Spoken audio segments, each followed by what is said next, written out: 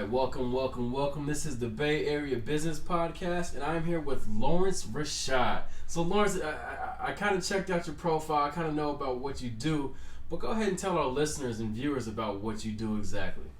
Well, I'm a lifelong educator, and I'm very passionate about affirming African American males.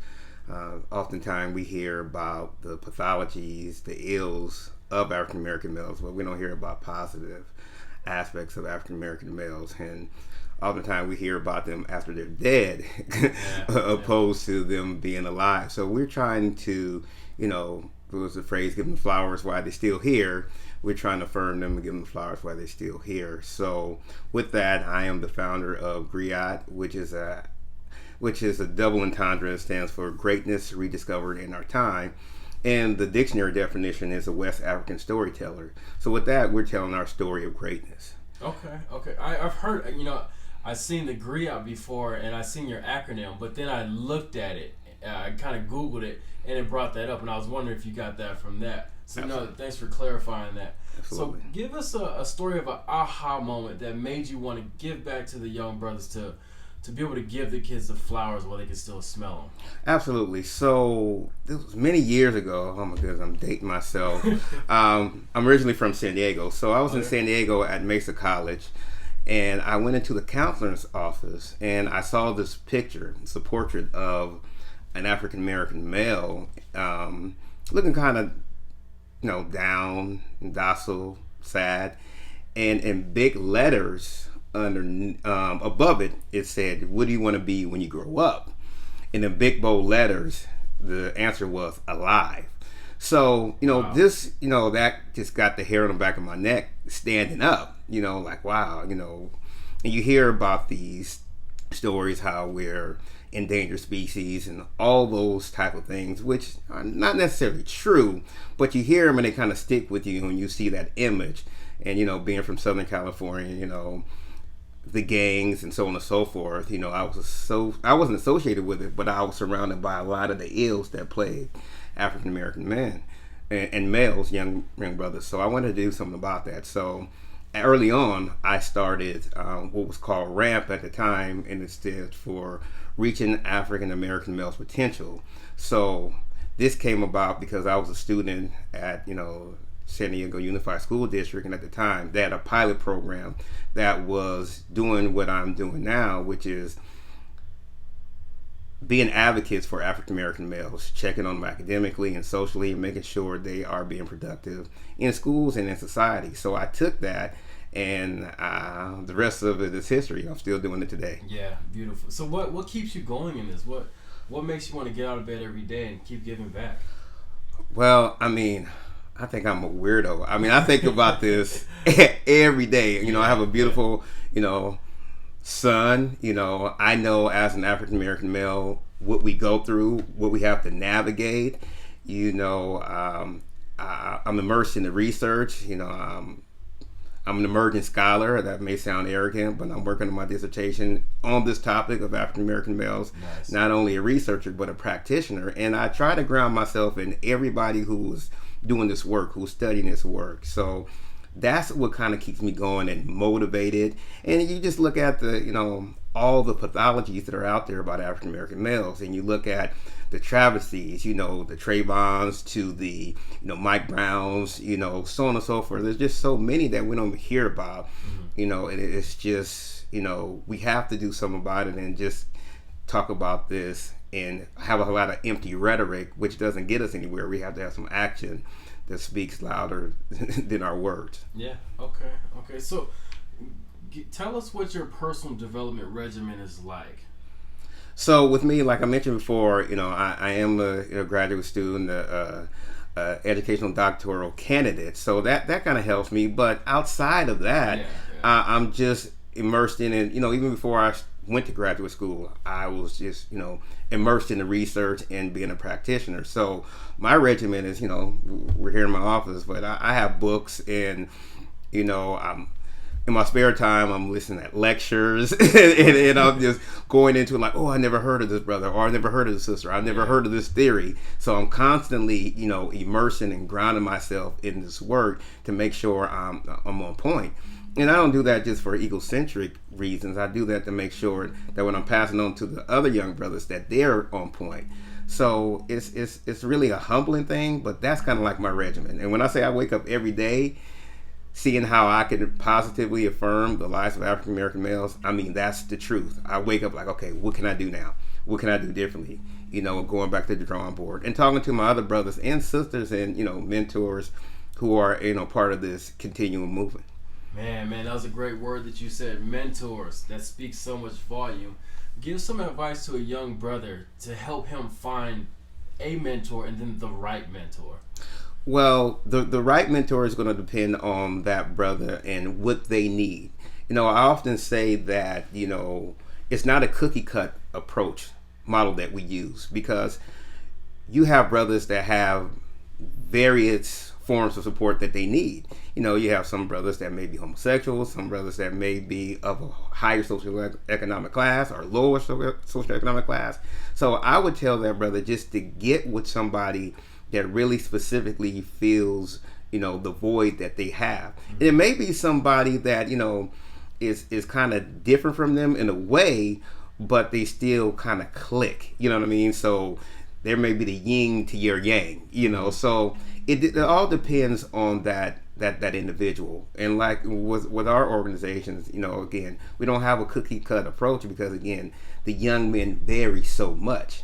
We really practice the equity and not equality, because what may be good for one may not be good for the other. Exactly. That's beautiful. So let's dig into your brain a little bit more. What's Lawrence Rasheed's definition of success?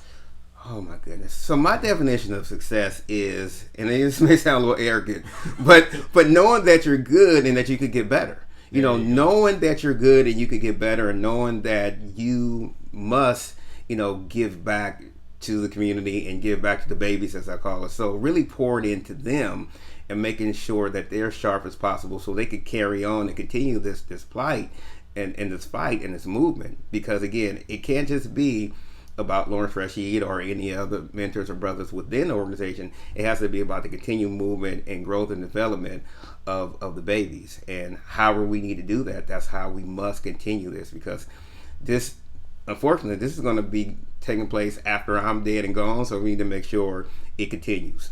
Okay, nice. So recommend one personal development book and one business book for our listeners and viewers. Oh my goodness, I think I see you got a lot of books. Yeah, I have a lot of books. I think we probably could tackle. I think I may give you a twofer, and okay. see if you like this answer. Yes.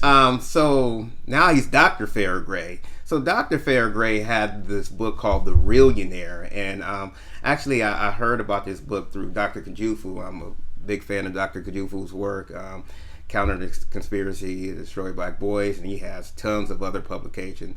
But in reading his book, he referenced Farragray. I believe he was 14 at the time when he made his first million, and he did this without being an athlete or without being an entertainer, musician, so on and so forth. He really was on his grind, legal grind out there, selling literally not the bad rocks, but really like rocks. He would paint them and he would do things of that nature. Oh wow! And so that was kind of like his grind. But the Reillionaire is really believing in yourself, being real with yourself, and not having these obstacles in your way. So I think that book right there speaks to the business aspect as well as the social development and, just the determination of saying, hey, I could do this. Yeah. So nice. Definitely Farragray, the Reillionaire. So you spoke of Dr. Farragray. Dr. Farragray now, yes. Okay, so who is one of your personal influences and how did they influence you? So currently I have this brother who he's like a brother from another mother. His name is Dr. Tommy Curry, and it was interesting how I found out about him. Like I said, I'm in graduate school, and I said, okay, I'm using critical race theory, and I said, well, let me find out everything about critical race theory. And I came across this brother, and I'm like, oh my goodness, this brother's so deep. I mean, he's so learned. He's a philosophy professor out of Texas A&M. And he's just so on point. So I learned more about critical race theory. Of course, you have Derek Bell, G.R.I.O.T, so many so forth people. Can you define it for us? Critical race theory is usually, my teachers say, usually used by African American. It's a theory as far as opposing racism. Uh-huh. It initially started out with the legal aspect, where you have Derek Bell, like I mentioned before. Now, critical race theory is in education. We have Gloria Laston-Billson, and it has the tenets of opposing the racist system that's out there. And critical race theory is a theory that says that racism is permanent. There's a permanence about racism, and some people look at it and say, okay, well, why even bother? But with that permanence attitude, you have to fight it like that. Mm-hmm. It's permanent, so you have to be steadfast in the way that you go about, countering it. And so, counter narrative is one of the things I'm using in my work. The counter narratives to the racist system, the supremacist nature that's out there. So when we're looking at critical race theory, that's what we're doing. So Dr. Tommy Curry is he's an expert in that regard in so many aspects. I mean, he's an advocate, and he really is unapologetic about African American males in their death, and how people look at their death more symbolically than their living. And I mean, he has so many on point, academic journals. I think he's like number one as far as research, and I mean turning over journals and everything. And I may be doing a brother discredit, but he's really awesome and unapologetic in what he does, as far as, again, not just African American males, but African American people in general. He's just so on point and learning, and I've learned so much from him just via his articles, his YouTube talks, so on and so forth. But I'm looking forward to getting him out here on the West Coast so we can really chop it up. But he's been very influential in that regard. Nice. So you said you consume through YouTube. I watch a lot of YouTube videos for personal development as well. What do you say if you're sitting on a Thursday evening, right? What are you searching for on YouTube? Would you type in just it varies, so research leads you to other research, right? So you and if I could reference Dr.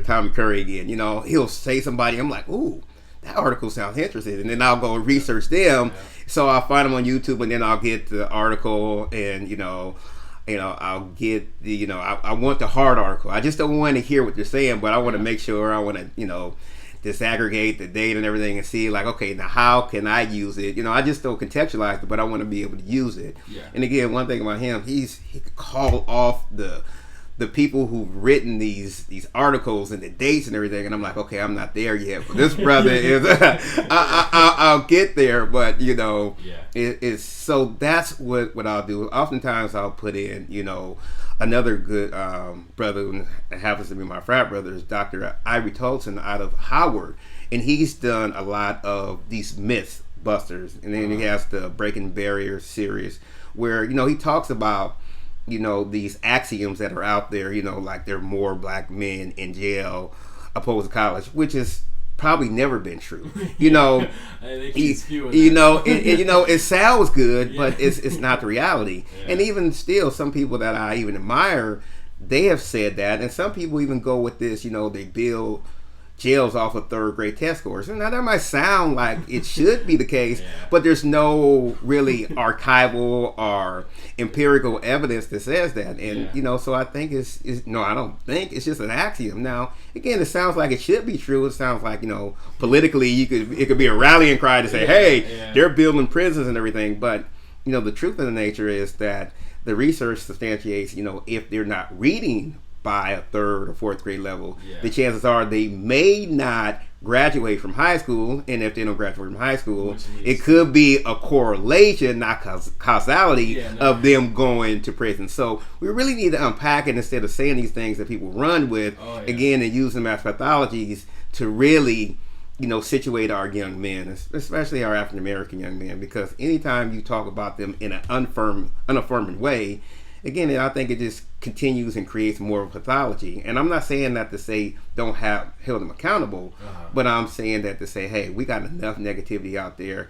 Let's try to promote these young brothers in a more positive manner, because these are great young men, and we don't hear enough about their greatness. Yeah, definitely. So I know you've done your research a little bit. Do you have a positive statistic or something to kind of enlighten the people have, the plus side? Well, like I was just mentioning before, and the numbers may vary a little bit, but there's over 600,000 more brothers that are in college. Wow, 600,000. That's a big swing. that are in college, opposed to prison. Wow. So that's a huge number, and people throw it out there. And another thing is, these brothers are graduating from high school. And people mix up, and Dr. Ivy Tolson talks about this. You talk about the dropout rate. You talk about the graduation rate, but they're two distinct entities. Just because you didn't graduate with your cohort, so the people that you came in the 9th grade with, because you could have moved, there's a whole lot of factors and dynamics that could have been in place. It doesn't necessarily mean that young brother has dropped out, And then I'll take it a step further. We talk about the dropouts, but we don't talk about these young brothers who are being pushed out of their schools. So the schools are, they're complicit in a lot of these, these disparities, this deficit model, thinking that, a lot of us have about these young brothers, and it's just not the case. So we really need to challenge people when they say these things and ask them, okay, where's the research that substantiates that? Show me the numbers. Like, Dr. Tolson and Brother Mort Jinks have a book,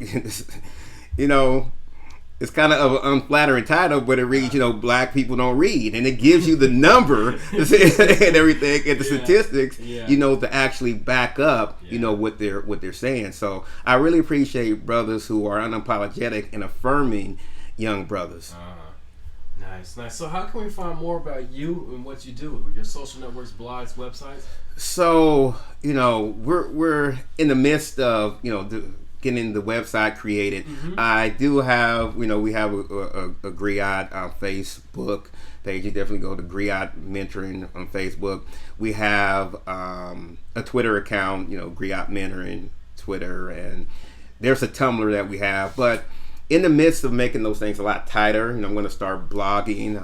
I'm going to try to create the time to do that in the midst of this dissertation and everything else. But I want to make time to do that because I think it's important, not just because of my voice, but I think I'm the conduit for these young brothers. I often want to hear what they have to say and then voice their concerns, because we don't often listen to them until they start tearing stuff up.